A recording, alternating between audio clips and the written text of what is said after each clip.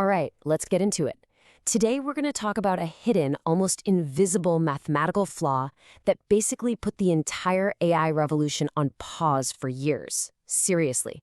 It's kind of like a detective story, tracking down a villain that was lurking deep inside our neural networks. So here's the big mystery that had researchers scratching their heads for so long. Everybody knew that deeper AI models, with more layers, should be smarter. But for years, every time they tried to build one, it just didn't work. So why? What was going on? Okay, to really get the problem, you first have to understand the dream. The whole idea behind deep learning was to build something like a brain, stacking layer after layer of artificial neurons on top of each other. And the thinking behind it was pretty simple, right? Just like our brains learn piece by piece, seeing simple lines, then shapes, then a whole face, a deep network was supposed to build up its understanding from simple features to incredibly complex ideas. Depth was supposed to be the secret sauce for real machine intelligence. But as researchers kept trying to stack those layers higher and higher, this weird, super frustrating problem just kept popping up. It was like a silent killer that stopped progress in its tracks, and it eventually got a name: the Vanishing Gradient Problem. So what exactly is this thing? Well, a neural network learns by figuring out how wrong it is, and then sending a correction signal backwards through all its layers. That signal is called the gradient. The vanishing gradient problem is when that signal just fades away, becoming a tiny whisper by the time it reaches the first few layers. So the parts of the network that need to learn the most basic, fundamental things, they were getting no feedback at all. A really great way to think about this is like a stack of leaky cups. Imagine the learning signal is water. You pour it into the top cup, but each cup, or each layer, only lets a tiny trickle pass through to the one below it. By the time you get to the bottom cups, those early layers, there's just no water left. They're completely starved of information, so they just never learn. So what was making this signal just vanish? When researchers really dug in, they found out it wasn't just one thing. It was two different mathematical culprits, and they were working together to sabotage the whole learning process. Culprit number one was something called an activation function. You can think of it as a little gatekeeper inside every neuron. The popular ones they used back then, like sigmoid and tanh, were basically squashers. They'd take any number you gave them and squash it down into a really tiny range. And here's the kicker. The learning signal is based on the math of that squashing, which always resulted in a number less than 1. So at every single layer, the signal got a little bit smaller. Then, culprit number 2 came along and made everything way, way worse. The math of learning itself. To send that signal all the way back, you have to multiply those little numbers from each layer together. And what happens when you multiply a number of less than 1 by itself over and over again?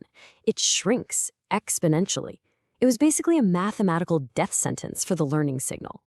Now, this wasn't just some abstract math issue. Nope.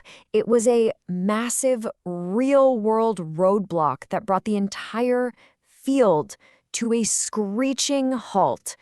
The consequences of this disappearing signal were huge. I mean, the fallout was just devastating.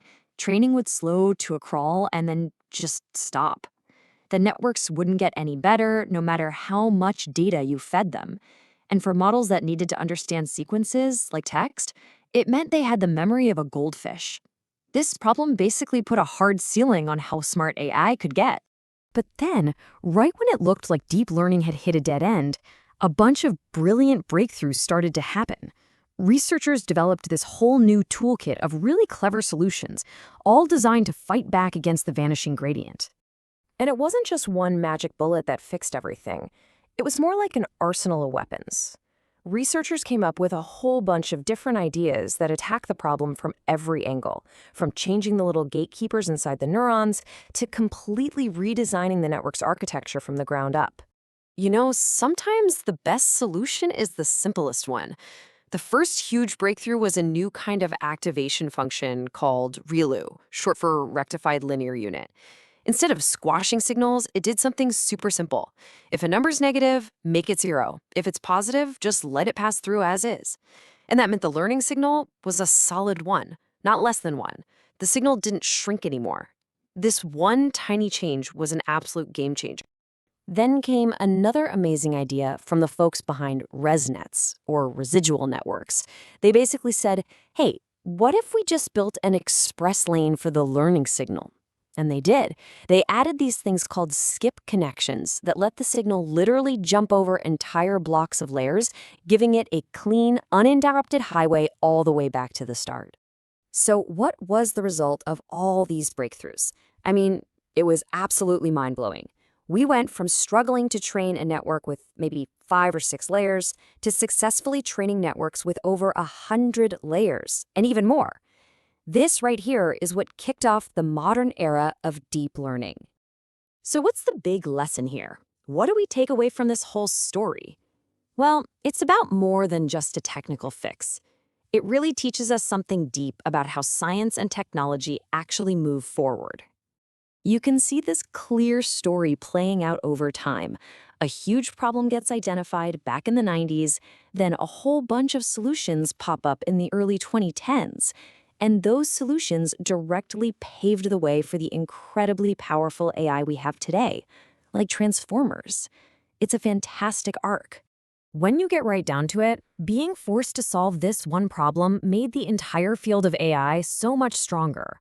It made researchers go back to basics and develop a much deeper, much more solid understanding of how these incredibly complex systems actually work. And that really leaves us with one final big question.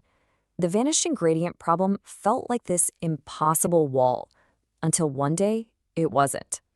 Now, as our AI models are getting exponentially more complicated, you just have to wonder, what fundamental hidden roadblocks are we completely blind to right now that in 10 years will seem totally obvious?